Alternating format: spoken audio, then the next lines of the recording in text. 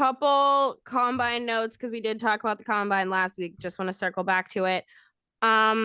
So I'll start with my Jags conspiracy theory. Bijan Robinson, I don't think would fall to Jacksonville. But if he did, I have said before, and I'll say it again, that I am very pro taking the best talent over taking what you need if someone falls to you, because either you get a great player on a rookie deal who will be cheap for a while, and maybe if you can afford to keep him, fine. But if not, you get so much in return. And the worst case scenario is that you have two people to decide between that are excellent at their job.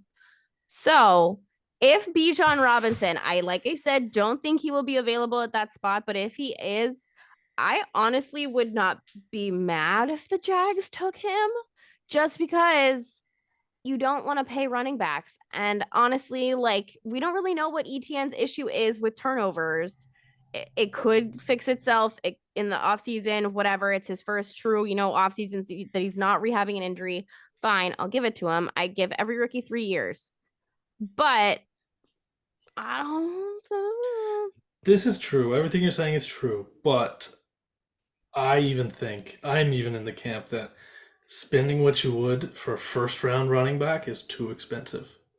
I'm not picking a running back until at least the second. I don't know. We're what, like 25? You're the 25th pick?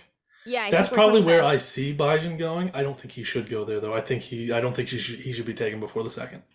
Personally, I think he will go. He's going to be the first running back to go, of course, and he will go probably in that like 17 to 29 range. But I don't like it. I think it's a pretty deep running back class too. You could find someone who could produce equally as well as Bijan Robinson somewhere later in the draft. I don't know. Conspiracy. He is good though. I do think he will play really well for whoever he goes to. So if I just don't like him because it's going to cost more money, but as just a player, I think he will be amazing for you guys. So speaking of people I don't love, I have said for a long time that I love Anthony Richardson because he's fun. He's an athletic freak. He had like the highest. I don't remember what the type of jump is called. Vertical. Yes. Vertical jump. Yes. I'm very smart. It was what, like 44-inch or something? 40. Yeah. It's the record for anybody at the combine. Correct. And he's a quarterback, which usually isn't the athletic guys. Athletic freak. As athletic. I'm just not sold on him in the NFL. You shouldn't be. I just think that this class has so few quarterbacks that the inflation is unreal. And he has a higher ceiling than a lot of the other guys. That's the only reason I like him. And the only reason he's my QB1 is because of his ceiling is just like exponentially higher than everybody else. But his floor is also probably exponentially lower than I agree pretty with much that. Everybody except for maybe Will Levis. Or who is better, also to be honest. Well, I even think he's got a higher floor than they do. Really? I personally don't. I even think he might have a higher floor than like CJ Stroud and Bryce Young. I think if he gets hit one I time, kind of like Stetson Bennett. I kind of like Stetson Bennett. I'm kind of like growing on him, or he's growing on me. I feel the same way about him. Not before the 6th, don't get me wrong. If like the 5th, 6th round comes along, he's there, and I'm like a Baltimore. That's his old offensive coordinator at Georgia, who won in 2 national championships with him. I'm also not sold on Bryce Young either, though, just because he's so little. He's smaller than Kyler Murray was. That's crazy, yeah. He's so. You see him little. at the podium when he was doing his press conferences, wearing those like elevator shoes or whatever they're called. Yes. They have like the big platforms on them. Yeah. Oh, it's poor so guy. sad. He walked right into that too. I know. He had to have known. He had to have known that was going to happen.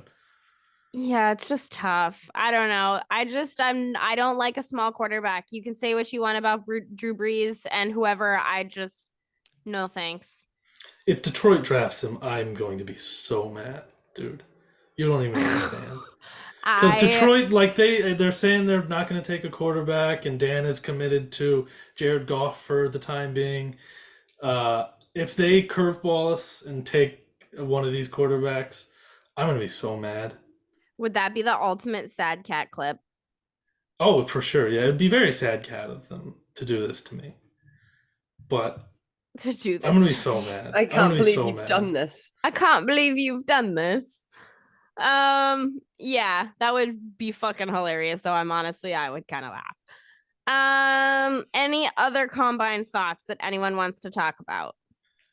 My only other thing, Darnell Washington. I've fallen in love with this guy.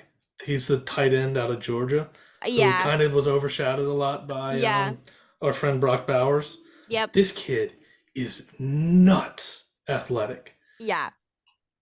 Well, so I don't know if you heard the quote from someone that's been floating around that asked if the freak tight end from Georgia was going to be at the combine. And I think it was Kirby. And he was like, no, he can't come out until next year. And then he was like, no, the other freak tight end. And he was like, oh, okay. If that tells you how stacked the Georgia is with talent. They're honestly kind of a tight end machine right now. Because I forget his name, but they got a kid behind Brock Bowers now who like also could just be another like freak.